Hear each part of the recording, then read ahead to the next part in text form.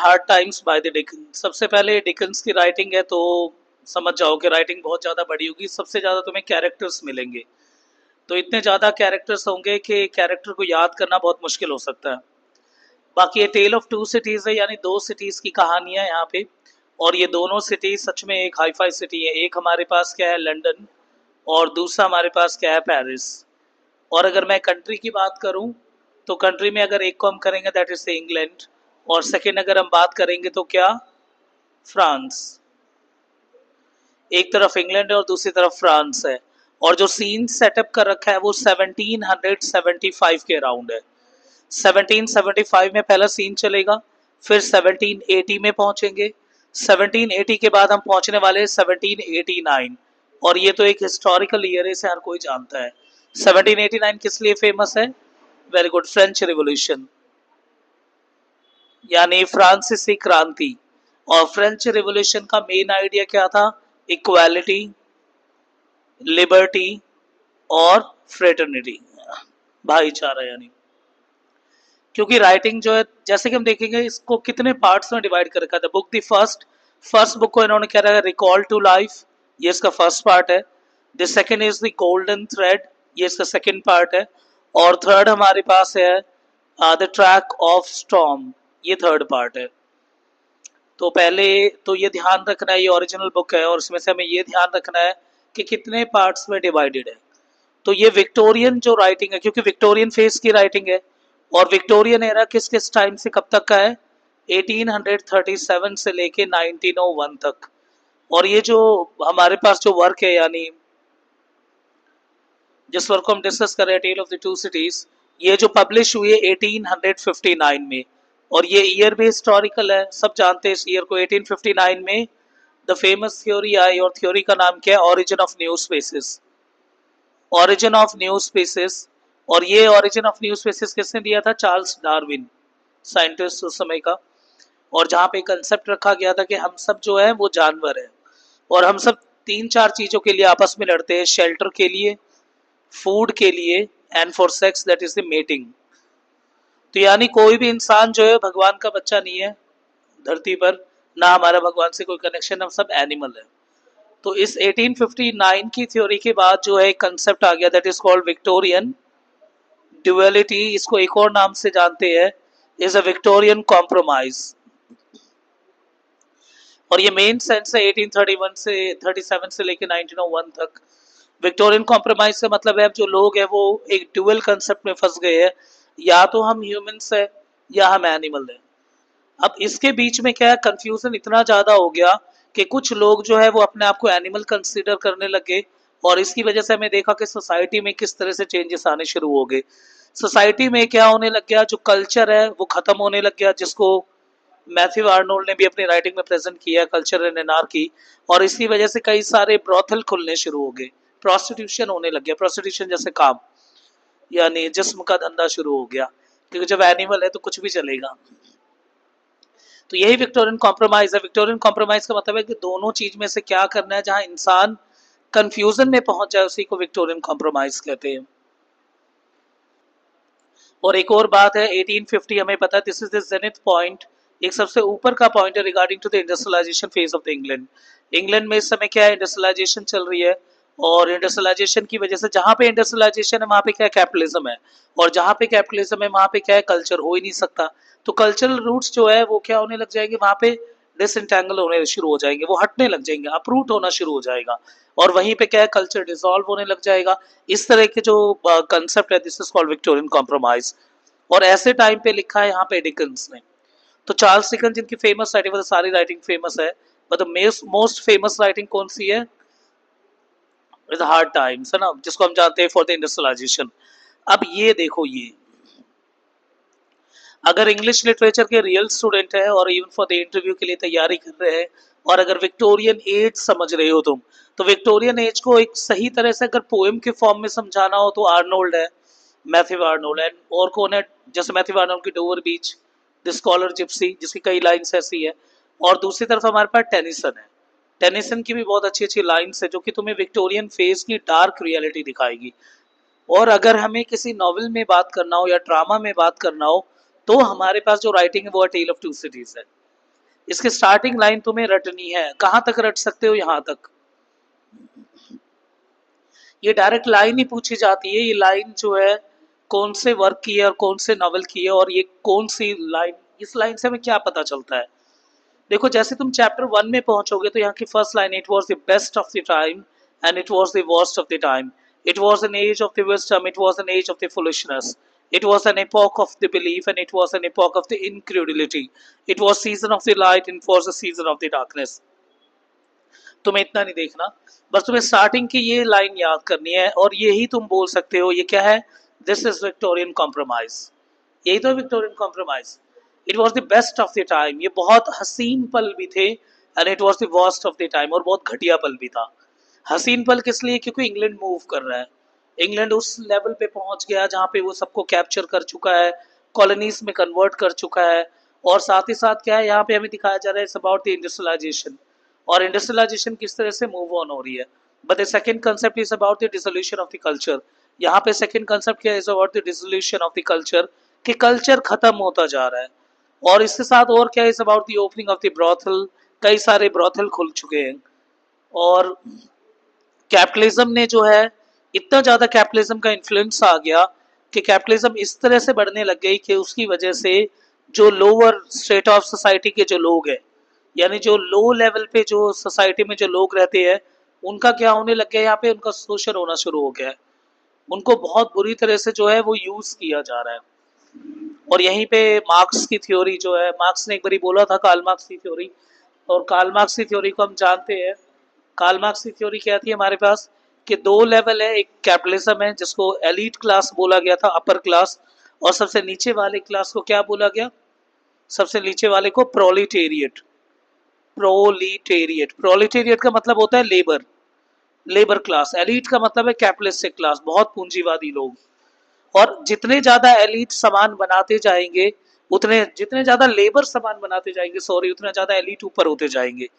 यानी अगर देखो, ये वो लोग हैं जिनके पास अगर मान के चलो 1000 करोड़ से ऊपर के रुपए हैं, और ये लोग वो लोग हैं जिनके पास 500 रुपए भी नहीं है दिन के हिसाब से। ये लोग जो है काम तो करेंगे नहीं, आके ना काम करवाएंगे, ये सिर्फ इंडस्ट्रीज खोलते जाएंगे। और उन इंडस्ट्रीज में काम कौन करेंगे? लेबर। या फिर एक लेबर बिल्डिंग बनाता है, जैसे एक सिंपल एग्जांपल है, एक लेबर बिल्डिंग बनाता है, बिल्डिंग बना के जैसे ही वो हट जाता है, उसके बाद वो पूरी बिल्डिंग से ही उसकी लात मार के उसे भगा दिया जाता है। जबकि यहाँ पे क्रिएटर कौन है? लेबर। लेबर क्रिएटर है, जो बनाने वाला तो ऊपर माना जाना चाहिए, पर जो बनाने वाला है वो खुद गुलाम हो जाता है किसका? क्रिएशन का। और यही इंडस्ट्रियलाइजेशन का सबसे मेन गेम है। हम जितनी ज्यादा इंडस्ट्रीज बनाते जाएंगे, हम उतने ज्यादा उसके गुलाम होते जाएंगे, और खुद हम बाहर होते जाएंगे। जितनी इंडस्ट्रीज बनाओगे उतने ज्यादा अनएम्प्लॉयमेंट होगा। एक लेबर जब पूरे घर को बनाता है तो उसको कोने कोने की सब कुछ पता है, वॉशरूम कहाँ है, कहाँ पे, सब पता है। उसी ने बनाया है, वो भगवान है। पर जैसे ही वो बना के हटेगा, वो गुलाम हो जाएगा, वो जा भी नहीं पाएगा। और अगर इससे बचना है, इस तरह के ओवर यूटिलाइजेशन से, इस तरह के अगर कंसेप्ट से बचना है, तो आने वाले टाइम पे एक मिडिल क्लास जन्म लेगी, जिसको क्या बोला था? Bourgeois. Bourgeois means middle class. और यही मिडिल क्लास होगी जो पढ़ेगी लिखेगी, जो हम सब है। मैं तुम्हें पढ़ा रहा हूँ, ये मिडिल क्लास है, तुम पढ़ रहे हो, तुम भी मिडिल क्लास है। ना तुम ईंट उठाओगे, और ना तुम सबके पास इतने रुपए हैं, 25-30 हजार करोड़ रुपए है, इतने भी नहीं है। तो ना तुम इंडस्ट्री सेट कर पाओगे, ना तुम लेबर की तरह काम कर पाओगे, ईंट उठा के मसाला वसाला तैयार करना। तो एंड में तुम क्या है? बॉर्जुआ हो। और this middle class is called, और यही मेन थीम है अबाउट दिस वर्क जैसे हम पढ़ रहे हैं, या फिर द हार्ड टाइम्स है, या मेन थीम है कोई सी भी राइटिंग के डिकन्स की। तो मैंने बता दिया तुम्हें क्रिएशन, क्रिएटर, मार्क्सियन थ्योरी, और साथ ही साथ क्या है यहाँ डार्विन का कंसेप्ट, और 3 पार्ट्स में डिवाइडेड है। याद है शेक्सपियर की राइटिंग हमेशा 5 पार्ट में डिवाइडेड होती थी, 5 पार्ट्स में। और ये जो इंडस्ट्रियलाइजेशन विक्टोरियन फेज की राइटिंग है 3 पार्ट्स में। अब तुम इसके बाद जाओगे modern phase of writing 2 part में, और पोस्ट मॉडर्न यानी वर्ल्ड वॉर के बाद लोग जब पूरे पागल हो गए, समझ नहीं आ रहा क्या हो रहा है क्या नहीं, तब उस टाइम पे राइटिंग सिर्फ 1 पार्ट में टूट गई। जैसे यूजीन आयनस्की को राइनोसरस। कहानी क्या है? कुछ नहीं है, बाहर लोग भागते भागते किसमें बदल रहे हैं? गैंडे में। कोई भी भाग रहा है, गैंडे में बदल रहा है। बाहर ट्रैफिक जाम लग गया, गैंडे आगे, इतने गैंडे। और ऊपर देखा तो जो बिल्ली, आई थिंक पता नहीं कैरेक्टर भूल रहा हूँ मैं, जो ऑफिस में काम करता है, उसकी आंखें भी चमक रही है। और दूसरा जो अंदर जिसने एंट्री मारी, वो भी भागता भागता सीढ़ियों पे चढ़ता चढ़ता गैंडे में बदल गया। ऑफिस के अंदर गैंडे घुस रहे हैं। ऑफिस के बाहर है, लव स्टोरी चल रही है, उसमें चेक कर रहे हैं कि एंड में कहीं उसके अंदर लड़की जो है उसके अंदर गैंडीपन तो नहीं आ रहा, पर वो भी गैंडी में बदल गई। एंड में कहानी में पहुंचते हैं तो जो मेन सेंट्रल हीरो है वो ह्यूमन एग्जिस्टेंस रखता है, उसके अंदर ह्यूमैनिटी है, होमोसेंट्रिसिज्म है, बट स्टिल जो एनिमल का कंसेप्ट है वो दूसरे के अंदर मूव कर रहा है, और एंड में सारे गैंडा गैंडियों में बदल जाते हैं, वो इंसान बना रहता है, तो वो एंड में क्या करेगा खुद बताओ। और यहीं पे एंड कर दिया जाता है पार्ट वन, और सिलेक्शन यहाँ पे रीडर के पास डाल दिया जाता है, जो कि post modern style of reading है, कि तुम डिसाइड करो वो क्या करेगा, सबको पता है वो क्या करेगा, वो भी उन जैसा ही बदल जाएगा। और ये कंसेप्ट पता है ना, ऑस्ट्रोफेलिथिकस होमोसेपियंस एंड ऑस्ट्रोफेलिथिकस है ना, हमने पढ़ा था जब, कि दो तरह के इंसान थे, एक गोल सर वाले, एक लंबे सर वाले। गोल सर वाले बहुत ज्यादा सेक्स ओरिएंटेड थे, बहुत ज्यादा बच्चे पैदा करे, और जो लंबे सर वाले असली वाले थे उनको मार मार के मार दिया पागल कह के।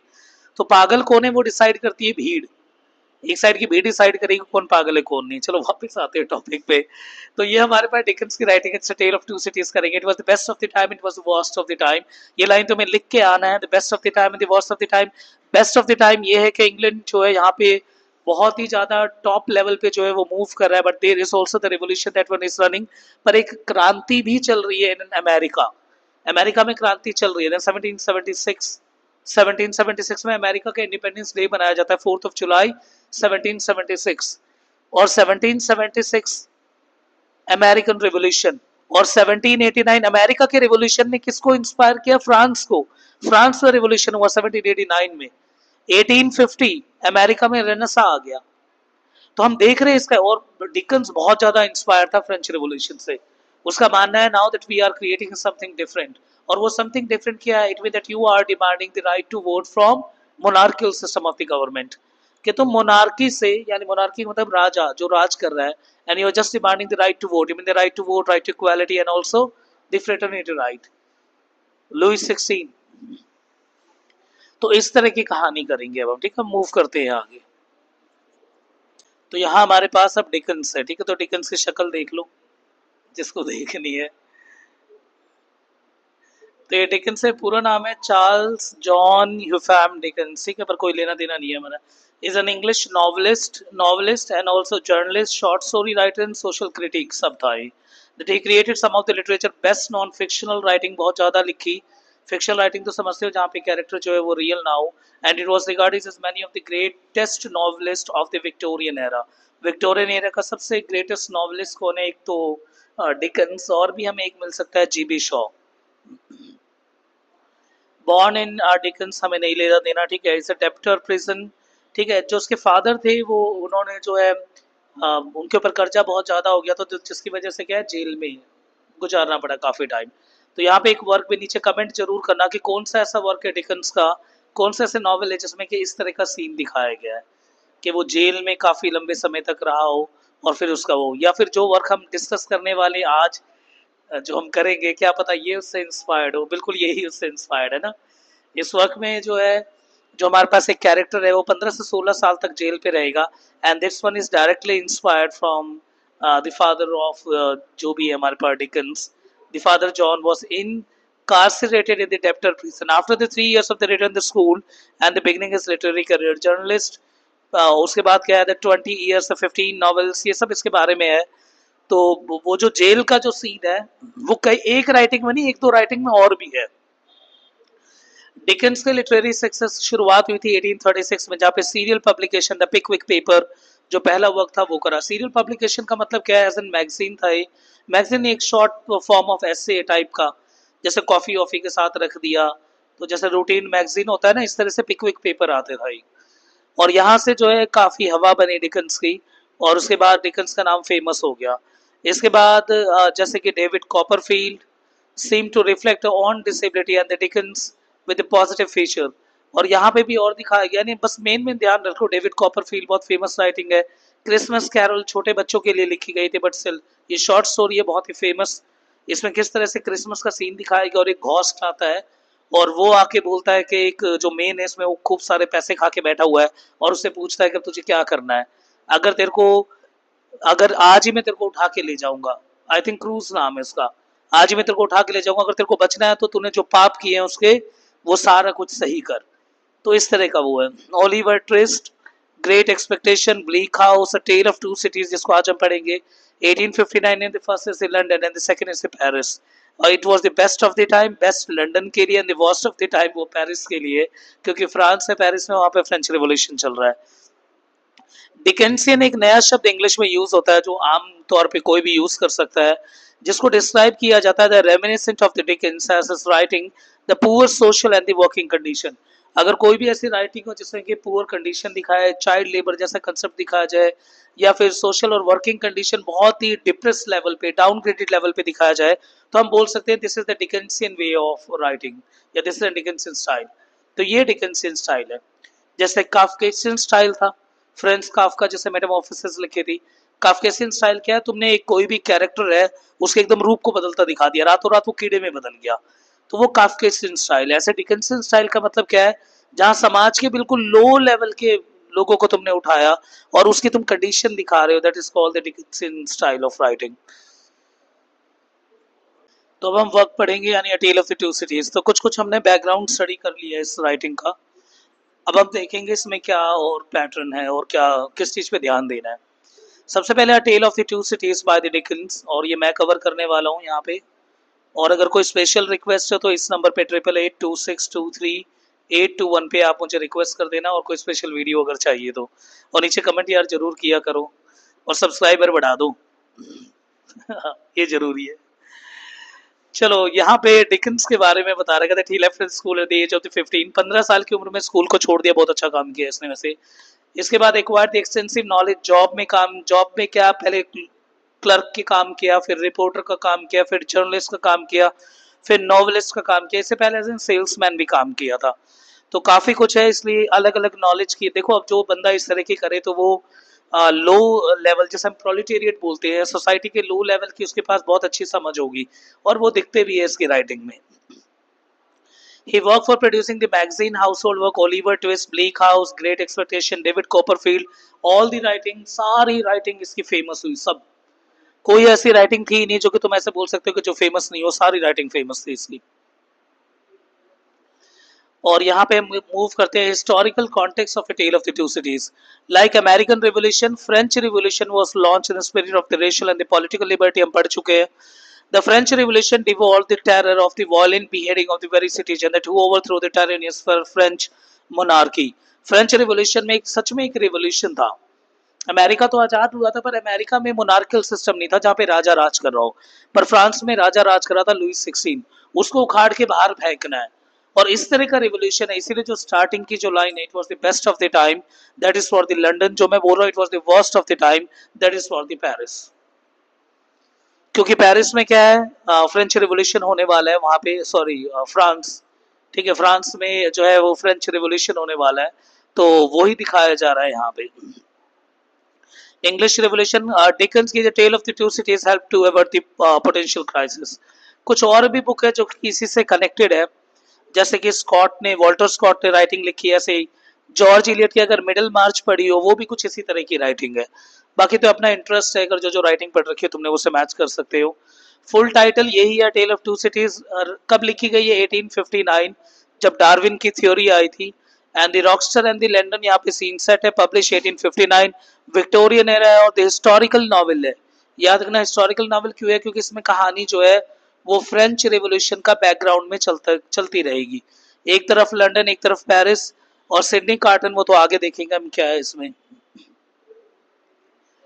एक्स्ट्रा क्रेडिट पे अगर चलते हैं तो serial fiction, tale of the two cities को पहले पब्लिश किया, फिर इंस्टॉलमेंट में मैगजीन में all the year round. Tale of two cities को पहली बारी जो है वो मैगजीन में आई है कहानी, डायरेक्ट इसकी बुक नहीं छपी थी। तो ऐसे मैगजीन में आती थी, एक मैगजीन लॉन्च हो रही है जैसे संडे संडे या फ्राइडे फ्राइडे, वो आज की कहानी थोड़ी सी इसमें आ गई, थोड़ी कहानी इसमें आ गई, थोड़ी कहानी इसमें आ गई, बाद में इन सबको कनेक्ट करके एक बुक का फॉर्मेट डिजाइन किया गया। ऐसे है, तो पहले मैगजीन में आई, जैसे पिकविक पेपर जो इसकी राइटिंग आई थी डिकन्स की, वो भी शुरुआत में किस में आई थी, एज एन ऐसे के फॉर्मेट में। तो शुरू में ऐसे ही लिखता था डिकन्स, बाद में उन सबको कंबाइन करके एक तरह से ये पूरी एक राइटिंग आई, जैसे novel. American favourite since its publication tale of two cities, Dickens बहुत ज्यादा फेमस हो गया कहाँ पे, इन अमेरिका। देखो कहानी की शुरुआत है 1775 से। मैंने बोला था 1775 पे चलेंगे हम, फिर हम कहाँ चलेंगे 1775 के बाद हम मूव करने वाले कहाँ पे 1780 में। 1780 में फिर फ्रेंच रेवोल्यूशन की तरफ मूव करेंगे। 1775 में mission for his employer the Tellson bank Mister Jarvis Lorry travel to the Dover to meet the Lucy Manette. ठीक है, यहाँ पे हमें ये बताया जा रहा है कि स्टार्टिंग जैसे कहानी की स्टार्टिंग हो रही है तो एक जार्विस लॉरी नाम का एक कैरेक्टर है। तो यहाँ पे जार्विस लॉरी है, जार्विस लॉरी वो जो है वो डोवर जा रहा है और किससे मिलने के लिए जा रहा है, लूसी मैनेटे से। तो यानी जार्विस लूसी से मिलने जा रहा है, क्योंकि यहाँ पे जार्विस जो है वो बैंक में काम करता है और किसी उससे जो है वो लूसी मैनेटे से मिलने जा रहा है। ऑन हिज वे जैसे वो जा रहा होता है तो mister Lorry receives a mysterious message. Mister Lorry के पास एक मैसेज आता है और जिसमें एक वो ये लिखा होता है उस मैसेज में, रिकॉल टू लाइफ। और यही पता होगा तुम्हें, this one is the first chapter, recall to life यानी वापस चलो जीवन पे। इसका मतलब ये है, इसका मतलब कुछ कहानी फ्लैशबैक में जाने वाली है, कुछ तो पीछे कहानी मूव करेगी। तो यानी क्या है, लॉरी किससे मिलने जा रहा है, मैनेटे से मिलने जा रहा है और जाते जाते उसको बीच में एक मैसेज मिलता है। When they meet mister Lorry reveal to, जब लॉरी जो है वो लूसी से मिलता है तब वो बताता है कि doctor Alexander Manette who she thought was dead, कि तुम्हारे जो फादर है, यानी लॉरी किसके पास पहुंचा है यहाँ पे, जारवी के पास, सॉरी लॉरी जो है मैनेटे के पास गया है। तो यहाँ पे लॉरी है, लॉरी किसके पास जा रहा है, मैनेटे के पास, और मैनेटे यानी लूसी मैनेटे के पास। और लॉरी मैनेटे के पास जाके उसे बोलता है कि तुम्हारे जो फादर है, वो जिसे तुम सोच रही हो जिनकी डेथ हो गई, वो जिंदा है। अब भाई ऐसी चीज तुम एकदम से जाके किसी लड़की को बोलोगे कि तुम्हारे फादर जो है वो जिंदा है, तो वो तो हिल जाएगी। एंड डॉक्टर मैनेटे हैज बीन, और उन्हें 18 साल तक जो है बेस्टाइल के जेल में रखा गया है। और वो बट हिज फॉर्मर सर्वेंट, और अभी जो है वो अपने एक सर्वेंट यानी मॉन्सियोर डिफार्ज उनके वाइन शॉप पे उन्होंने छुपा के रख रखा है, जो कि पेरिस में है। तो बिल्कुल सिंपल करते हैं कहानी में, बहुत ही सिंपल है कि लॉरी जो है वो मिलने जा रहा है किसके, लूसी से। अब लूसी से क्यों मिलने जा रहा है लॉरी, देखो दोनों एल से याद कर लेना, लॉरी लूसी से मिलने जा रहा है। तो लॉरी लूसी से इसलिए मिलने जा रहा है क्योंकि वो लूसी को बताने जा रहा है कि तुम्हारे फादर जिंदा है, जो 18 साल से उन्हें जेल में रखा गया। और कहाँ के जेल में रखा गया है, फ्रांस के जेल में रखा गया, क्योंकि पेरिस। और वो किसके पास है, वहां जेल में रखे वो उन्हें रखा हुआ है, पर अभी उन्हें जेल से छुड़ा लिया गया है। और वो जो है वो किसके पास रह रहे हैं अभी, डिफार्जे के पास। अब ये डिफार्जे कौन है, ये डिफार्जे उनका सर्वेंट है। किनका सर्वेंट, यानी इसके बाप का, लूसी के बाप का नाम क्या है, अलेक्जेंडर। तो यानी लूसी के बाप का नाम अलेक्जेंडर, उनका एक सर्वेंट था बहुत पहले, 18 साल पहले। और वो सर्वेंट जो है वो डिफार्ज है। इसके और इन्हीं डिफार्जे ने जो है उन्हें बचाया है और उनके वाइन शॉप में जो है वो है, यानी वाइन शॉप में छिपा के रखा हुआ है। Has smuggle the doctor MANET out of the prison and hidden, कह रहे हैं कि हमने इसे बहुत मुश्किल से जेल से वो उठा के लेके आए हैं छिपाते हुए। And more attic, and meanwhile Defarge wife Madame Defarge secretly encodes the name of the revolution enemy into her knitting. ठीक है, तो बस सिंपल सी कहानी थी। अभी लॉरी लूसी के पास गया है, लूसी के फादर का नाम अलेक्जेंडर है, और वो अलेक्जेंडर जिसे लूसी मानती थी कि मेरे फादर 18 साल पहले उनकी डेथ हो गई, वो डेथ नहीं हुई थी। 18 साल तक उन्हें बेस्टाइल, जो कि फ्रांस में एक जगह है, वो जेल है, उसमें रखा गया था। अब रखने की वजह क्या है ये किसी को नहीं पता, ये कहानी में आगे पता चलेगा। और रखा गया था, और वही वो लॉरी बताने गया लूसी को कि तेरे पापा जिंदा है, तो हमें चलना पड़ेगा फ्रांस, तेरे पापा को लेके आएंगे। ठीक है, और वो किनके पास है, तो पूछा होगा लूसी ने, तो बोला किनके पास नहीं, तुम्हारे यहाँ पहले बहुत कोई सर्वेंट रहता था, डिफार्ज सर्वेंट। कह रही हाँ, उन्हीं सर्वेंट के पास उनकी वाइन शॉप है, उन्होंने ऊपर छिपा रखा है उसे, तुम्हारे फादर को। छिपा के क्यों रखा, क्योंकि फ्रांस में भी रिवोल्यूशन चल रहा है। और फ्रांस में हम समझते हैं फ्रेंच रिवोल्यूशन किन किन के बीच में था, प्रोलिटेरियट। प्रोलिटेरियट का मतलब क्या होते हैं, निचले वर्ग के लोग, लेबर वाले। उनका किन के साथ था, कैपिटलिस्टिक एलीट वाले, अमीर वर्गों के साथ। तो गरीब वर्गों की अमीर वर्गों के साथ लड़ाई है, इसलिए उन्होंने छुपा रखा है उसे। और इतने में जो है डिफार्ज की वाइफ, यानी ये जो कौन है, मॉन्सियोर डिफार्ज, इसकी वाइफ जो है वो निटिंग कर रही है, यानी सुई धागे से कुछ बना रही होगी, और उनमें उन सभी रिवॉल्यूशन एनिमी के नाम लिख रही है। वो जो रिवॉल्यूशन चल रहा है ना, फ्रेंच रिवॉल्यूशन, उनमें जो जो उसके दुश्मन है सबके नाम लिख रही है और निट कर रही है वो, ताकि नाम उड़े ना, मिटे ना। मिस्टर लूरी और लूसी, सॉरी, मिस्टर लोरी और लूसी दोनों पेरिस में पहुंचते हैं, किसको ढूंढने के लिए, टू फाइंड द मेनेटे। मेनेटे का मतलब क्या है, अलेक्जेंडर मेनेटे, अपने बाप को ढूंढने के लिए गई है वो। एंड और वो देखती है कि उसका बाप जो है वो जूते बना रहा है, वाइन शॉप है, वाइन शॉप में कोने की जगह दे रखी है, और जूते बना रहा है, और वो पागल हो चुका है, बिल्कुल पागल ही हुआ 18 साल तक, अगर कोई जेल में रहे तो। Lucy lovingly restore him to himself and return to London. Lucy जाके बोलती है कि फादर मुझे पहचाना कि नहीं, वो मना कर देता नहीं पहचाना। अब 18 साल तक जिसे नहीं देखा, और मैंने बोला ना ये जेल का सीन कहाँ से डाला है यहाँ पे, तो ऑटोबायोग्राफिकल सेंस में तुम समझ सकते हो, ये जेल का सीन जो है वो, इसके फादर भी जेल गए थे, डिकन्स के जो राइटर है चार्ल्स डिकन, उसके फादर खुद भी जेल में रुक के आए थे। क्यों, किस केस में, फॉर्जरी और डेप्टर के केस में, फॉर्जरी डेप्ट, कर्जा हो गया था। तो कहते हैं ना, जो राइटर लिखता है उसके अंदर जो इम्पैक्ट है, उसकी लाइफ का जो इम्पैक्ट है, वो ही हमें उसकी राइटिंग में दिखता है। तो वही है कि उसके पास यहाँ पे दोबारा कहानी में वापस आते हैं, तो पागल हो चुका है, कौन, उसका बाप। अब उसका बाप अपनी बेटी को पहचानने से मना कर देता है, पर वो फिर भी, अब उसको तो ऐसे तो लेके नहीं जा सकती, तो वहां ये कुछ दिन रुकते हैं, और उसे क्या करते हैं, उसे लूसी बार बार याद दिलाती कि मैं आपकी बेटी, ये बेटी, वो बेटी, ठीक है, ऐसे समझाती। पर जब डीप राइटिंग इसको पढ़ोगे तुम, तो उसमें लिखा हुआ है लूसी फिर भी नहीं पहचानता हूँ। पर एंड में जब लूसी ये बोलती है कि मेरे याद है मेरे गोल्डन बाल, जो मैं, ये भी सीन कई जगह यूज किया, मेरे गोल्डन बाल बचपन में थे, तो वो गोल्डन बाल देख के उसे याद आ जाता है, तू तो मेरी बेटी है। अब उसे याद आ जाता है, अब वो उसे लेके जाते हैं लंदन, क्योंकि वो कहाँ से आए थे, ब्रिटेन से। वो आए थे ब्रिटेन से। लॉरी किसको लेके आया था, लूसी को ब्रिटेन से लेके आया था, ब्रिटेन में रहते थे, और बोला कि पेरिस में चलना है, क्योंकि डिफार्ज जो है उनके पास तेरे बाप को छिपा रखा है। तो पेरिस गए, वहां मनाया, ठीक किया बाप को, और वापस आगे कहाँ पे, इंग्लैंड में, यानी लंदन में। अब कहानी चल रही है 1780 की, 5 साल हो गए। इन लंदन चार्ल्स डार्ने, अब लंदन का सीन है, ब्रिटेन का सीन है। Charles Darnay stands trial for the treason as a spy. एक नए कैरेक्टर आता है, डार्ने कैरेक्टर, चार्ल्स डार्ने।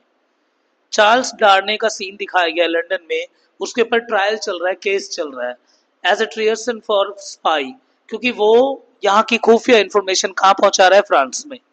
स्पाई है वो, जासूस है वो, ऐसा बोला गया है। लूसी और डॉक्टर मैनेट अटेंड, लूसी और डॉक्टर मैनेट भी वहां पहुंचे हुए हैं।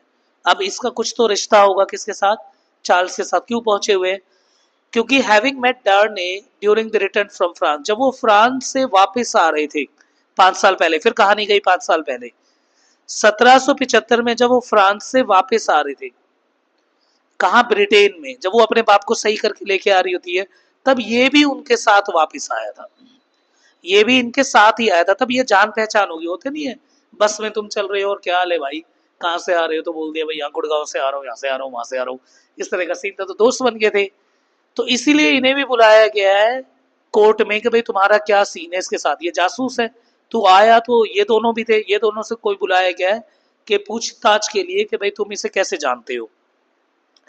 जो डिफेंस लॉयर था, जो डिफेंस कर रहा था किसको, डार्ने को, वो था मिस्टर स्ट्राइवर।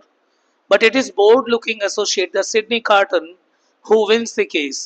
पर कह रहे but it is bold looking associate Sydney Carton who win the case. अब सिडनी कार्टन जो है वो केस को जीत जाता है, सिडनी कार्टन जो है वो केस जीत जाता है, who win the case. The Carton points out that how much he himself resemble to Darnay. यहाँ पे जुड़वा है, ये जुड़वा है। तो कह रहे हैं कि देखो मिस्टर स्ट्राइवर जो है वो केस को डिफेंस कर रहा होता है, मतलब तो कोर्ट में केस चल रहा होता है। अब कोर्ट का क्या सीन होता है कि सिडनी कार्टन जो है वो कहता है कि वो केस जीत जाता है, सिडनी कार्टन कहता है नहीं नहीं मैं तो यही था। अब कोर्ट कंफ्यूजन में आ गई कि भाई चार्ल्स डार्ने है कि सिडनी कार्टन है, कि कौन है, दोनों की शक्ल एक जैसी है। तो एंड में जो है वो कोर्ट इस केस को रफा दफा कर देती है। ठीक है, इंडिया में भी कुछ ऐसी होता है, क्या है वो फेमस लाइन है इंडिया की, कि अगर इतने बेकसूर इतने मुर्जिम, कौन सी लाइन है वो, कि 100 गुनहगार जो माफ है और एक बेकसूर को सजा नहीं मिलनी चाहिए। यानी कोई अगर बेकसूर, देखो दोनों में से किसी एक ने ही तो किया होगा क्राइम, दोनों ने तो किया नहीं होगा। अगर तुमने गलत बंदे को चुन लिया तो फिर वो जस्टिस कैसे है, वो तो जस्टिस का कंसेप्ट ओवर रूल हो जाता है। इसीलिए अब फ्रांस में आती कहानी आगे समझ, तो वहां पे केस रफा दफा हो गया किसकी, चार्ल्स डार्ने की, क्योंकि सिडनी कार्टन आ गया बीच में। फ्रांस में फिर शिफ्ट हो गया।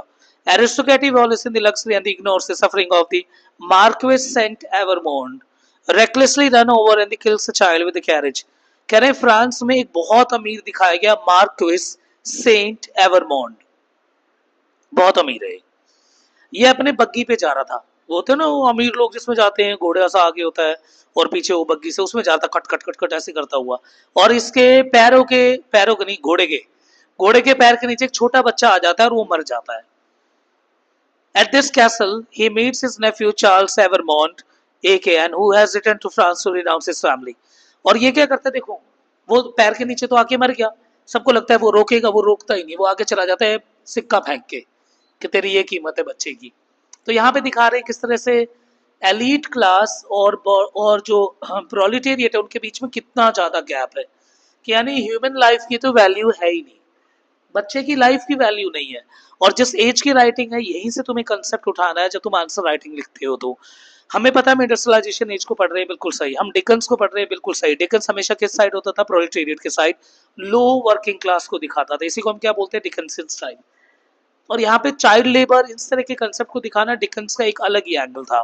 तो डिकन्स से दिखाया किस तरह से मासूम बच्चा मरने के बाद भी इन लोगों को कोई फर्क नहीं पड़ता, उसने बिल्कुल साइडलाइन कर दिया, कि इस तरह का माहौल था फ्रांस का। तो आप मेरी जो दूसरी लाइन है, मेरी नहीं, इवन द नॉवेल की जो दूसरी लाइन है, it was the worst of the time, ये समय का सबसे घटिया पल था, पल ही था। बेस्ट ऑफ टाइम भी है तो वर्स्ट ऑफ टाइम भी है, दोनों मिक्स मिल रहे हैं तुम्हें। अब at his castle that he meets his nephew the Charles Evremonde और द डार्ने। अब यहाँ पे एक चीज क्लियर होती है, चार्ल्स एवरमोंड जो है वो चार्ल्स डार्ने जिसके ऊपर केस चल रहा था ना ऊपर, ये रहा, ये एवरमोंड फैमिली से ही है, ये इसका नेफ्यू है। नेफ्यू मतलब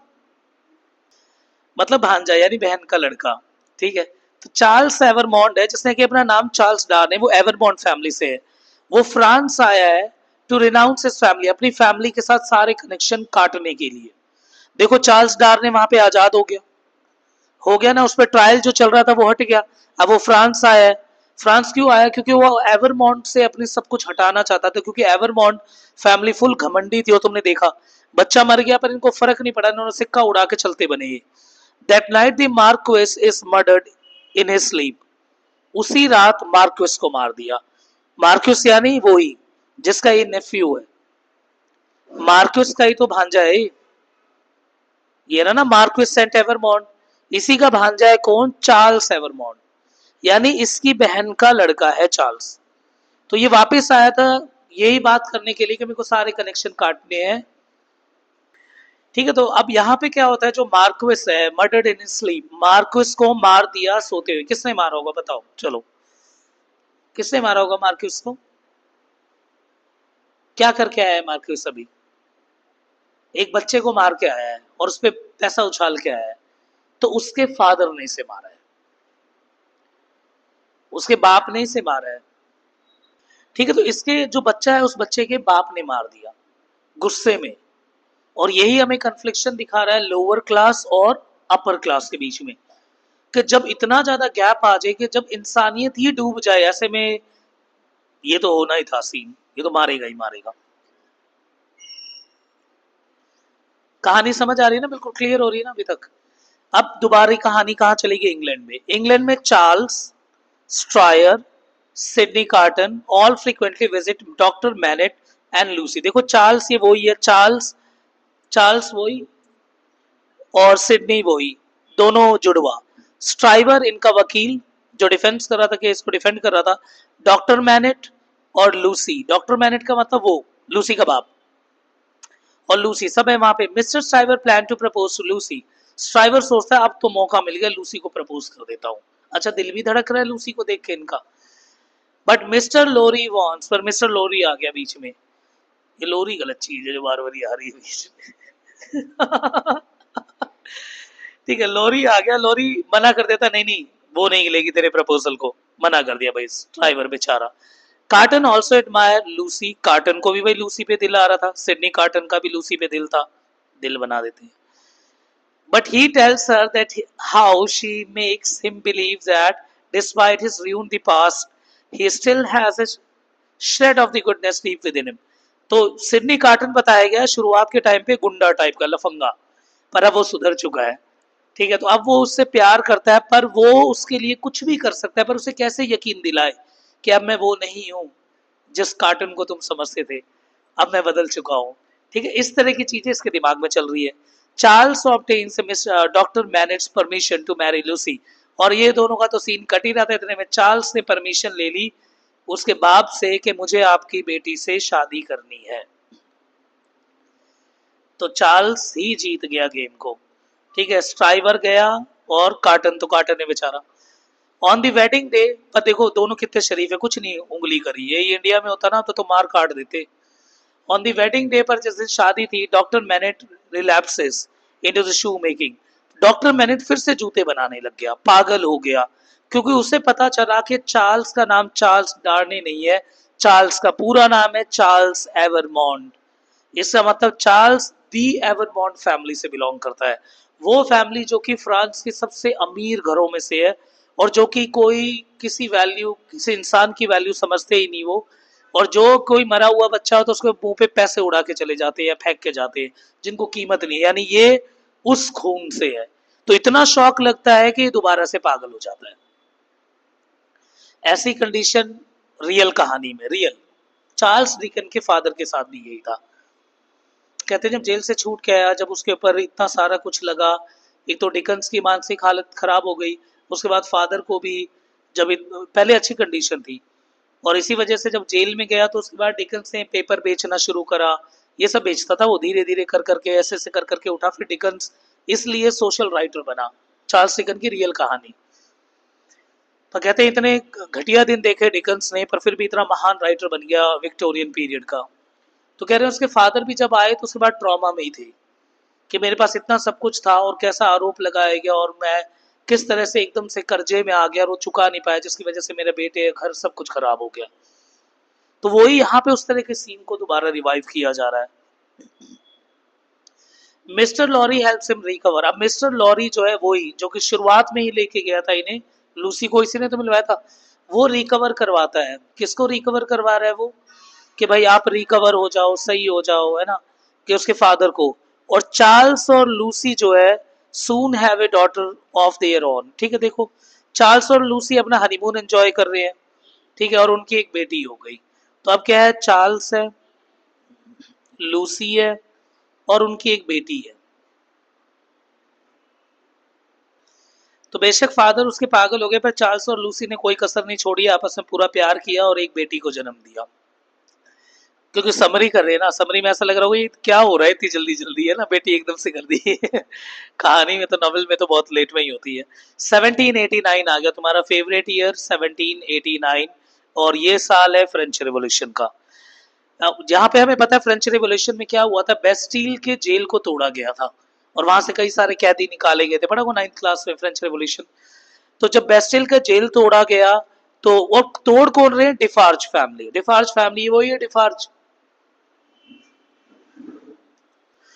डिफार्ज की फैमिली, ये वही डिफार्ज की फैमिली है जो शुरू में ही जिन्होंने इसके बाप को बचाया था, जो उनके सर्वेंट थे।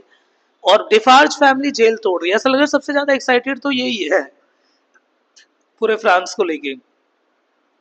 और वहां डॉक्टर मैनेट के, जहां जिस इसी जेल में डॉक्टर मैनेट को रखा गया था, वहां उन्हें लेटर छिपा हुआ मिला चिमनी में। चिमनी में कहीं कोने में एक लेटर छिपा रखा था, जो कि 18 साल में किसने लिखा था, अलेक्जेंडर मैनेट ने, वही जो जूते बना रहा है पागल हो गया, उसने वो लेटर लिखा। तो यानी इसमें कुछ बहुत बड़ा माल होगा।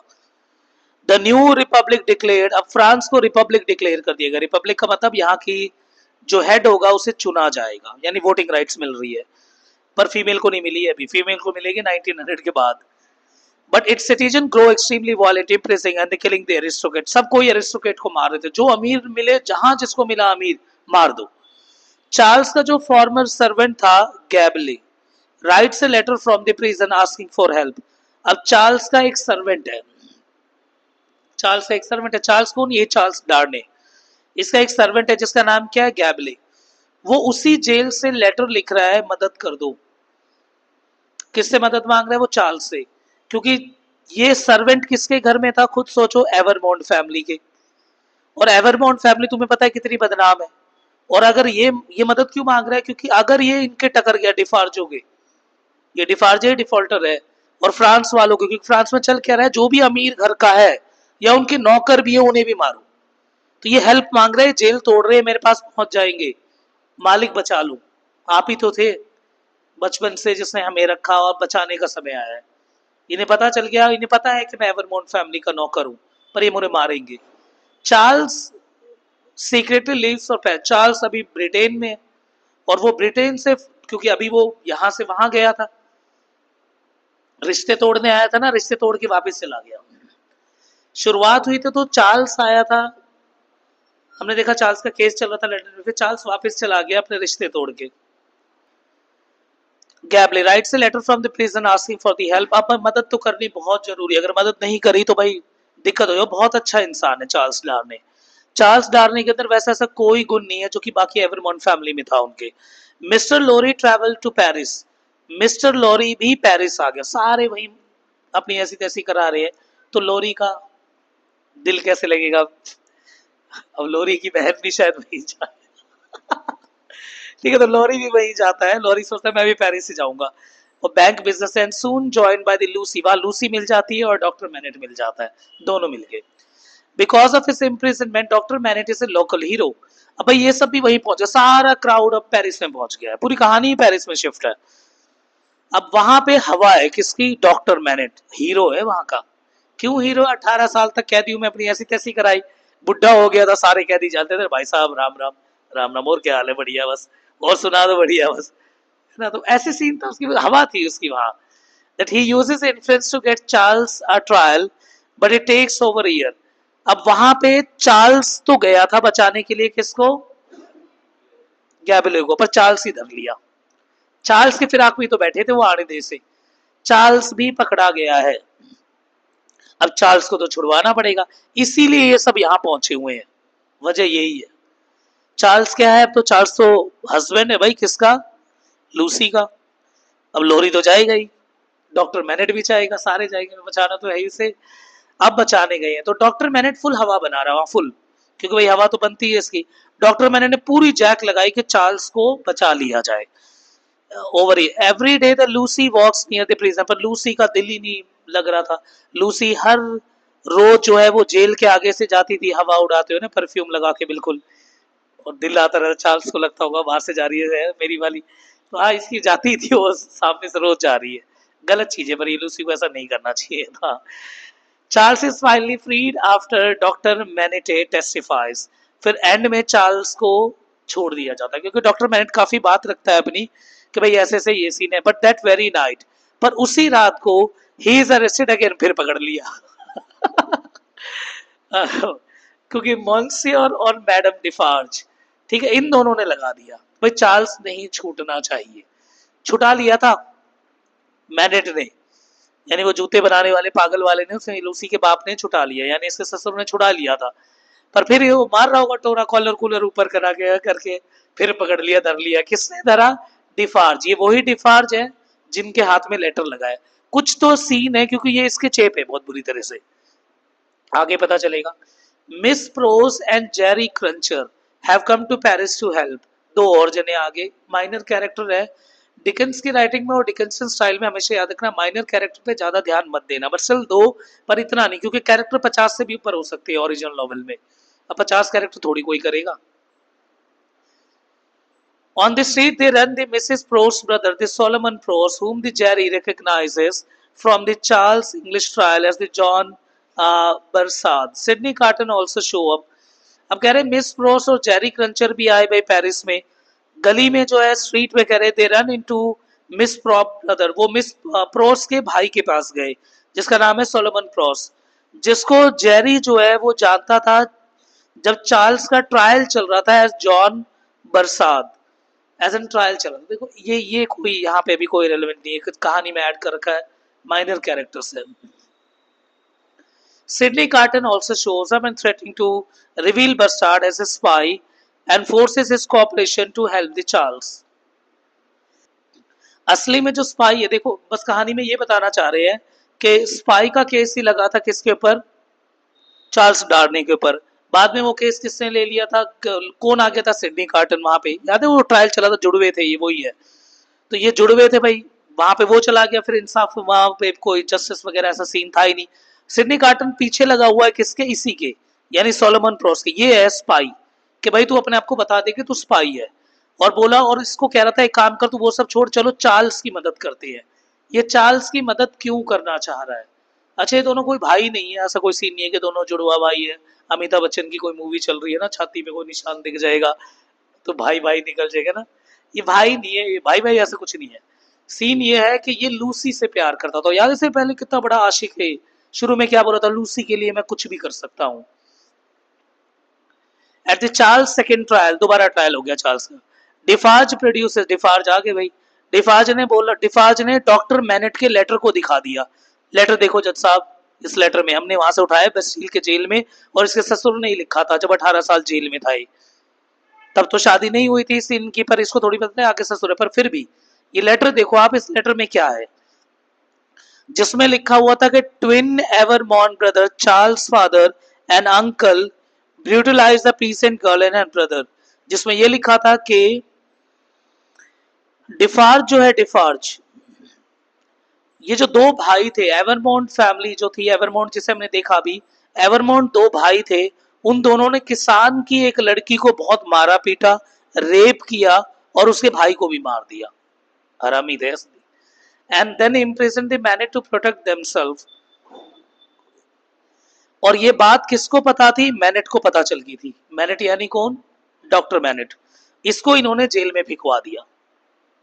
तो एवरमोंट फैमिली ने एक लड़की का बलात्कार किया, उसके भाई को मार दिया। मैनेट को ये बात, अलग हिंदी हिंदी मूवी चल रही हो, और मैनेट को ये बात पता चल गई, तो मैनेट को केस में फंसा के जेल में गिरवा दिया।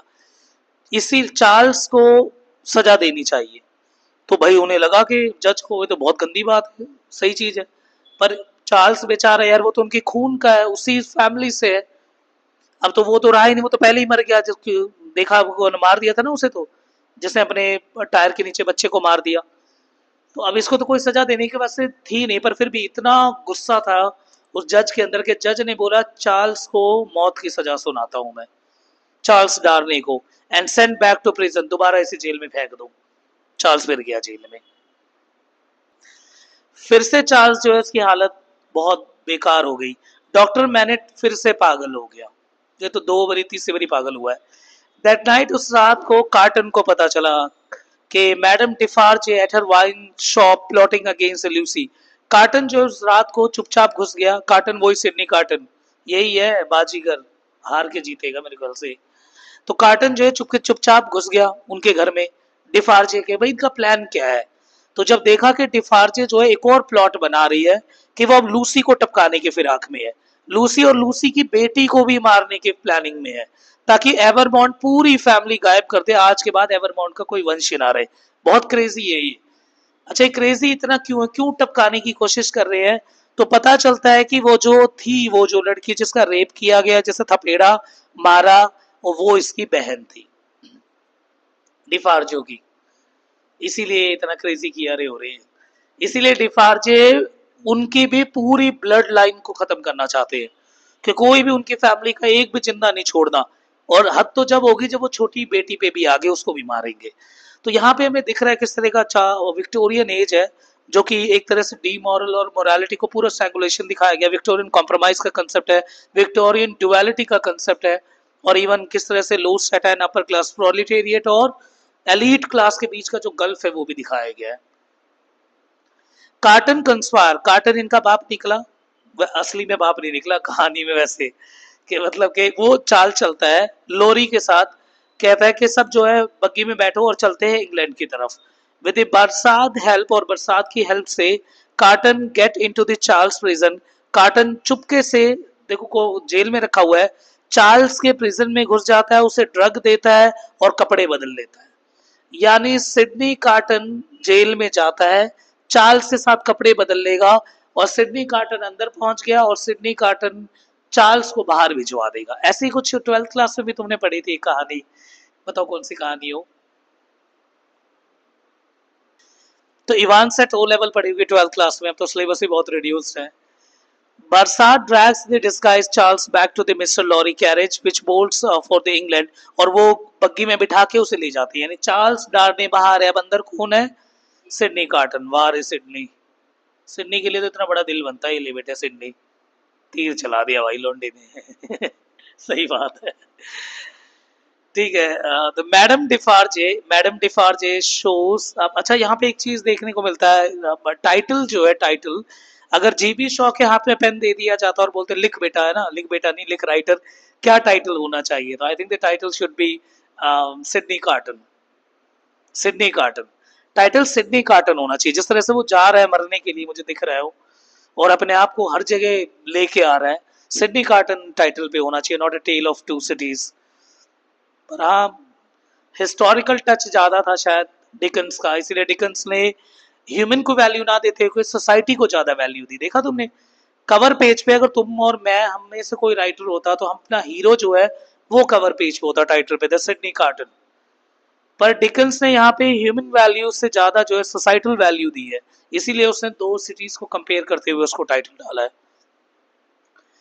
चलो वापस आ, बरसात, अब वो ले गए भाई उसे।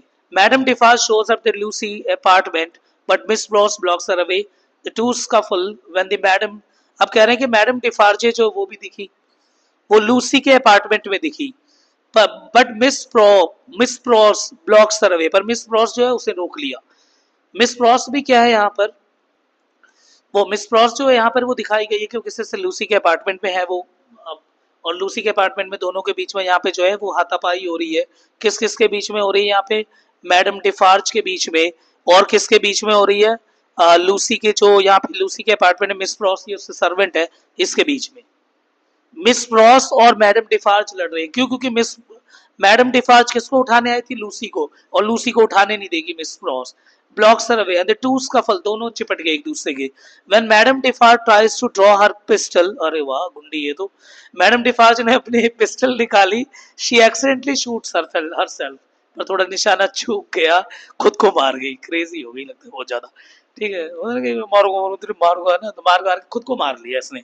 And the blast deafen the Miss Pross for life, और इस इतना तेज ब्लास्ट हुआ कि उसके बाद जो है मिस प्रॉस जो है वो डिफन हो गया, यानी बहरा हो गया, बहरी हो गई। ठीक है, ऐसा क्या ले रहे थे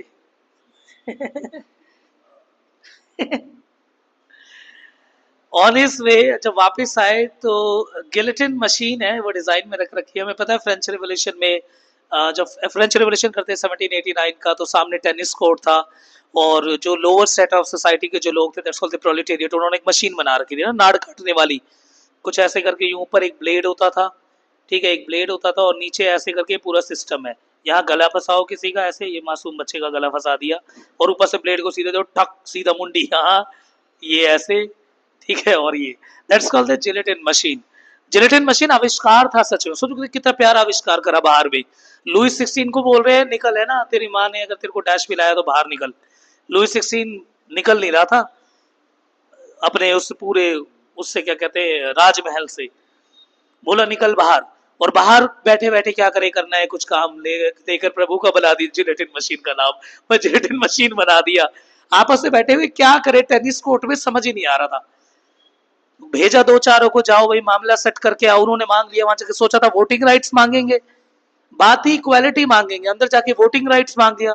ये तो वही बात होगी लुइस 16 को उतार के और खुद बैठना चाहते हैं। अब इतनी बड़ी बात कर दी कि पूरा मोनार्कल सिस्टम को ही खत्म करने की बात चली, आई उनके पिछवाड़े पे लात, बाहर आके गिरे, बाहर वालों की आग लग गई, कुछ करेंगे कुछ करेंगे, ऐसा कुछ बनाएंगे मशीन के इनकी माँ बहन कर देंगे, और फिर उन्होंने बनाया वो गिलेटिन मशीन, और उसी में मारते थे वो हर एक को ले जाके। और अब वो ले गए सिडनी कार्टन को, क्या समझते हुए कि एवनमोंट फैमिली का है, और सिडनी का carton promises to hold hands with a young seamstress who has been wrongly accused। बेशक उसके ऊपर गलत आरोप लगाया गया, और वो खुश था ये जान के कि वो मर गया किसी अपने के लिए। रुला दिया लौंडे ने। रो लो थोड़ा सा। अरे नहीं यार सच में, द टाइटल शुड बी, मैं 100% कह रहा हूँ, जहाँ पे अगर होता, अगर डिकन्स के अलावा कोई और होता तो टाइटल स्वैप्ड होता और टाइटल में पक्का होता द सेक्रीफाइस। इस तरह का लोकल शब्द तो नहीं यूज करता, बट स्टिल सिडनी कार्टन तो होता। Sydney carton should be the hero. और अगर इस नॉवल को दोबारा मौका मिले लिखने के लिए और कोई रिवर्सल ऑर्डर में लिखे तो flashback scene, the title should be the Sydney Carton. तुम्हें मौका मिले तो तुम फ्लैशबैक सीन में लिखोगे, जहाँ सिडनी कार्टन को एंड में तुम रोकोगे जब ब्लेड गिर रहा है और सिडनी कार्टन कहानी सुनाएगा फ्लैशबैक में जाता हुआ, मैं कैसे यहाँ तक पहुंचा, है ना। और इस तरह से स्ट्रीम ऑफ कॉन्शियसनेस के थ्रू से भी लिखी जा सकती है, जो वर्जीनिया वुल्फ का पैटर्न था, तो उस तरह की राइटिंग भी जा सकती थी। पर यहाँ पे पता नहीं कैसे क्या था, इसे सिक्वेंशियल ऑर्डर पे रखा गया, और क्यों डिकन्स ने इतनी इंपॉर्टेंस दी a tale of two cities को। बट एंड में मुझे पता है ये लाइन हर जगह जस्टिफाइड है, it was the best of the time and it was the worst of the time, her angle के लिए, सब विक्टोरियन कॉम्प्रोमाइज। अब तुम समझ रहे हो कि जब तुमने पढ़ा इट विद द स्कॉलरशिप से, अब तुम ये पढ़ रहे हो द डोवर बीच, तुम कह सकते हो yes this is the concept of the Victorian compromise, the best of the time and the worst of the time. अब यहाँ से कुछ कंसेप्ट देख लेते हैं फॉर द आंसर राइटिंग कि क्या क्या सीन है और किस तरह के क्या कंसेप्ट है। फर्स्ट थिंग अगर हम बात करते हैं about the tyranny and the revolution. देखो रिवोल्यूशन है, और रिवोल्यूशन मैंने बोला था यहाँ पे, रिवोल्यूशन का जो सीन है is about the French revolution, जो कि इसको हिस्टोरिकल राइटिंग में कन्वर्ट करती है। फ्रेंच रिवोल्यूशन तो है ही इस तरफ एक तरफ, and French revolution again inspired by the American revolution, American revolution से इंस्पायर्ड है। और जहाँ पे रिवोल्यूशन में, फ्रेंच रिवोल्यूशन में लिबर्टी, इक्वालिटी और फ्रेटर्निटी, इस तरह के कंसेप्ट की बात की जा रही है। टायरनी भी दिखाई गई है, टायरनी का मतलब होता है अत्याचार। अब जिस तरह का क्वेश्चन आएगा उस तरह से डील करना है ना, तो बहुत सिंपल एक थीम है। सीक्रेसी एंड द सर्विलेंस, यानी नजर रखना और सीक्रेसी, ये भी इस राइटिंग में काफी है कि जैसे हमने देखा कि नजर रखने का हिसाब, और वो काफी कनेक्ट करती है इस राइटिंग को। और ये कैरेक्टर जो प्ले कर गया वो हमारे पास क्या है, सिडनी कार्टन। अब देखो Sydney carton is a hero, तो यही है मेन हीरो। वैसे सिडनी कार्टन जो है वो नजर रखता है चुपके से किसके ऊपर, डिफार्ज फैमिली के ऊपर। अगर वो डिफार्ज फैमिली पे नजर नहीं रखता तो ये डिजाइन में ही नहीं आता कि वो क्या करने वाले हैं। फिर बाद में उसने अपने आप को स्वैप किया, उसे पता चल गया कि ये सबको मार देंगे, पूरी जो है खत्म ही कर देंगे एवरमॉन्ट फैमिली। तो ये जो है as an secrecy and the surveillance, ये इसका एज एन मेन थीम तो है ही। A tale of two cities एक famous English writer, the social critic, Dickens की है, बिल्कुल सही। Novel is extended a fictitious prose narrative format में लिखी गई है। प्रोज नैरेटिव फॉर्मेट का मतलब क्या होता है, सन एक तरह के ऐसे के फॉर्मेट में लिखा गया है, और day to day activities, sorry ऐसे के फॉर्मेट में लिखा गया, और जो मेन मेन सीन है उसको करेक्ट किया गया है। अब मेन सीन भी हटा सकते हो, मेन मतलब ये है कि प्रोज का मतलब ऐसे ऐसे फॉर्मेट में लिखा गया। और पहले पता है हमें ये राइटिंग किस में थी, एज एन मैगजीन फॉर्मेट में थी, बाद में इसको किस में कन्वर्ट किया गया, नॉवल में कन्वर्ट किया गया। नॉवल है भी क्या, is an collection of the prose, कि प्रोज के कलेक्शन को ही हम नॉवल बोलते हैं। The novel is an exclusive manifestation of Dickens का क्रिएटिव जीनियस, दिखाती है कि उसने लंदन और पेरिस को किस तरह से यहाँ पे उन्होंने दिखाया। It is one of the few fictional works और done on the revolution context. French revolution पे बेस ये राइटिंग है, इसलिए हिस्टोरिकल फिक्शस राइटिंग है, पर इसको बहुत ही रियल बेस पे से रखा गया। प्रिसाइज ऑफ द नॉवल, अगर हम शॉर्ट फॉर्म में इस नॉवल को देखते हैं, द नॉवल बिगिन होती है 1775 में, and it is the best of the time and the worst of the time, जो कि मेन राइटिंग है, प्लीज लिख के आना इसे। जारवी लॉरी, लॉरी जो किस तरह से यंग वुमेन से मिलता है, ये पूरी कहानी है। तो कहानी को एक बार शॉर्ट फॉर्म में देख लेना, क्योंकि कई बार आंसर राइटिंग में थोड़े बहुत पार्ट जो है वो स्टोरी का लिख के आना होता है।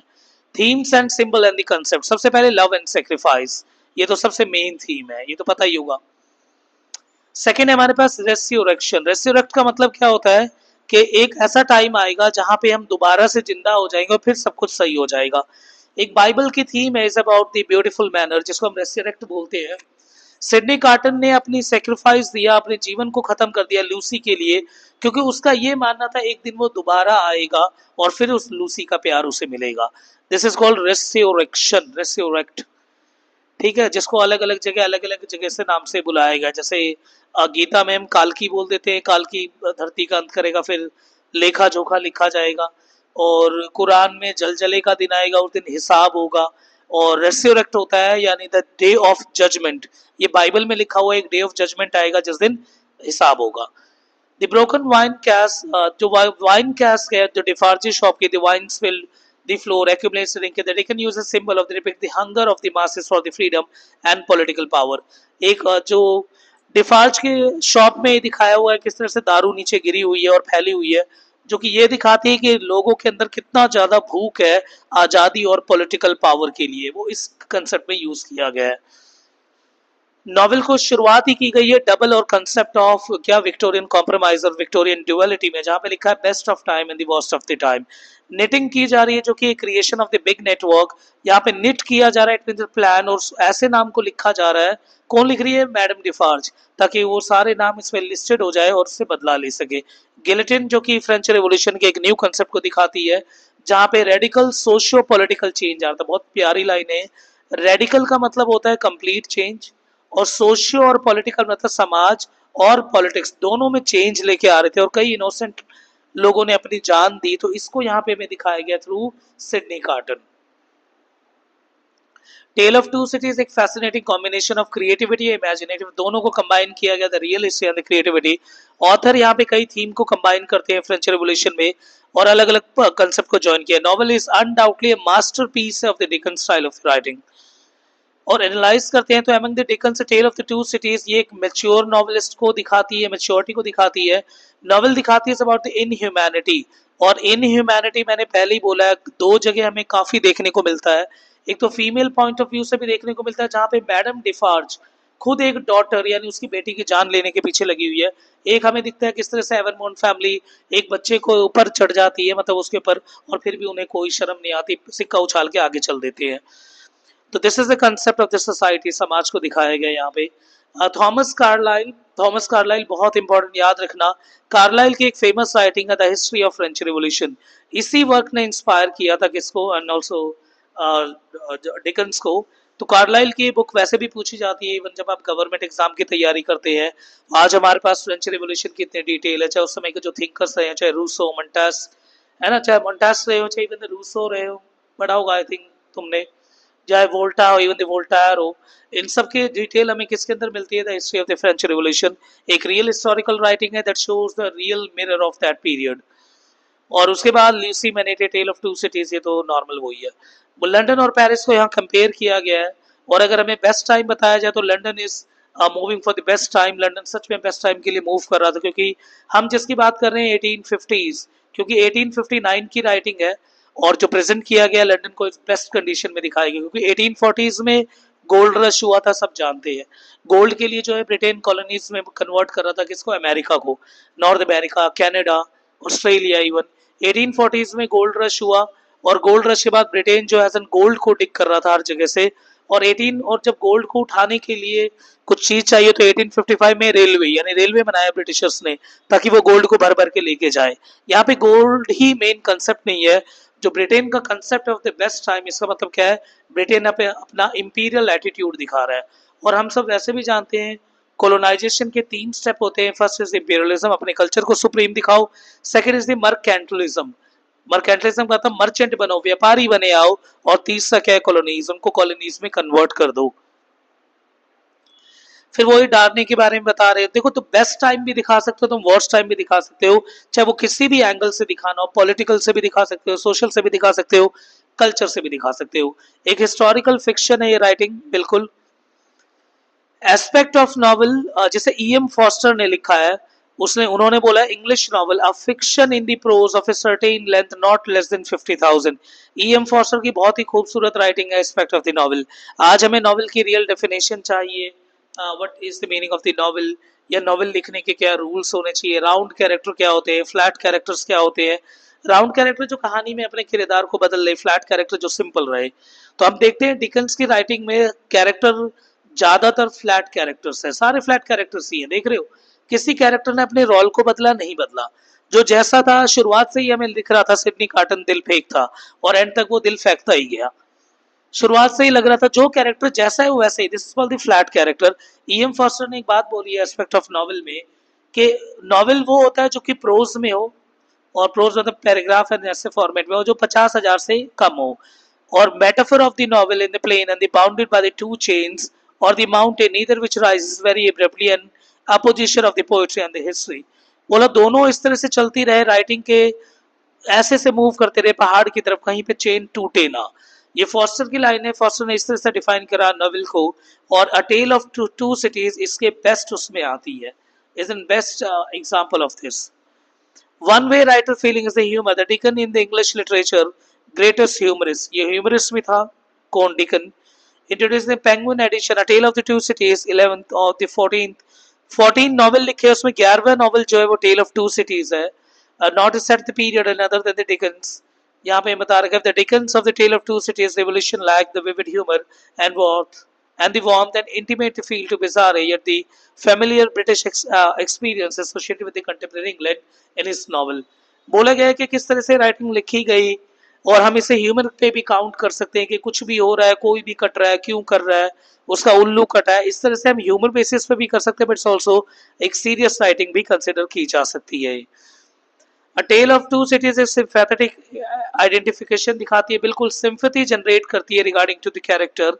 जैसे कोई भी कहानी के एंड में पहुंचता है तो उसे लगता है कि वाओ, है ना, वाओ वो वाला वाओ नहीं, बट स्टिल कि कितना ज्यादा जो है उसने सहा है और कितना अपना सब कुछ जो है वो खत्म कर लिया।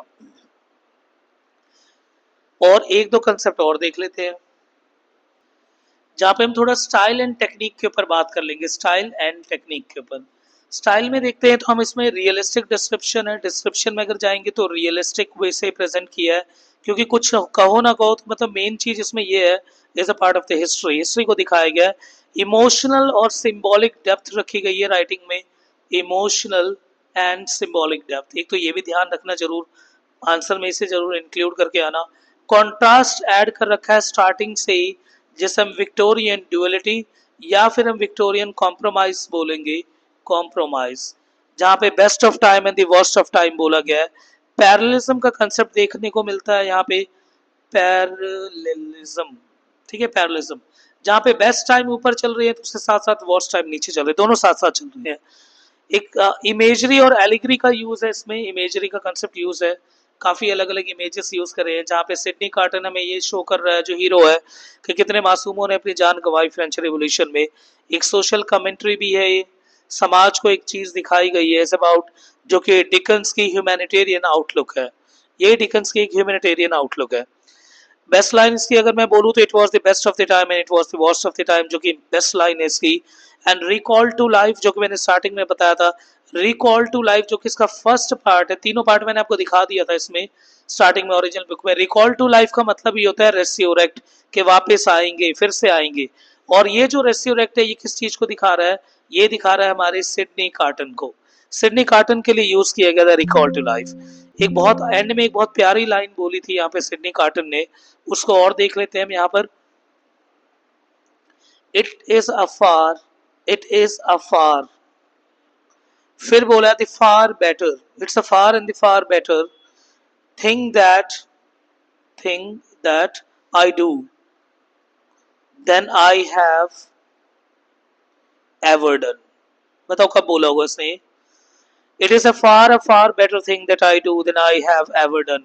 ये बहुत बहुत अच्छा काम किया है मैंने, जब से मैंने जन्म लिया है, जब से किया है, सबसे अच्छा काम मैंने यही किया है। क्या किया है, अपने आप का बलिदान दे दिया है ना। क्योंकि तुमने देखा होगा बीच में सिडनी कार्टर ने एक बात बोली थी, मैं लूसी को बहुत प्यार करता हूँ पर एक चीज ध्यान रखना, मेरी लाइफ अच्छी नहीं है। तो मैं वैसे भी जहाँ तीनों सेलेक्ट कर रहे थे चार्ल्स पे आई वो, है ना, क्योंकि सिडनी कार्टन की पहली लाइफ बड़ी वैसी थी, गुंडे मवाली वाली, तो उसे पता था वैसे भी कुछ नहीं होना, मैं जीऊंगा तो भी कोई फायदा नहीं है, कोई ना कोई केस होगा मेरे ऊपर, मैं वैसे ही मर जाऊंगा, इससे अच्छा है किसी के काम आ जाऊं। यहीं पे राइटिंग खत्म होती है। अगर आपको कोई डाउट हो तो प्लीज कमेंट जरूर करना, या नीचे कमेंट किया करो, बातें किया करो, तभी यूट्यूब इस चैनल को ऊपर लेके आएगा। ज्यादा से ज्यादा कमेंट्स करो, और कोई स्पेशल रिक्वेस्ट हो तो प्लीज यहाँ बताओ, और ये जरूर बताया करो कि वीडियो कैसी लगी। चलो भाई, सभी को धन्यवाद, थैंक यू, बाय।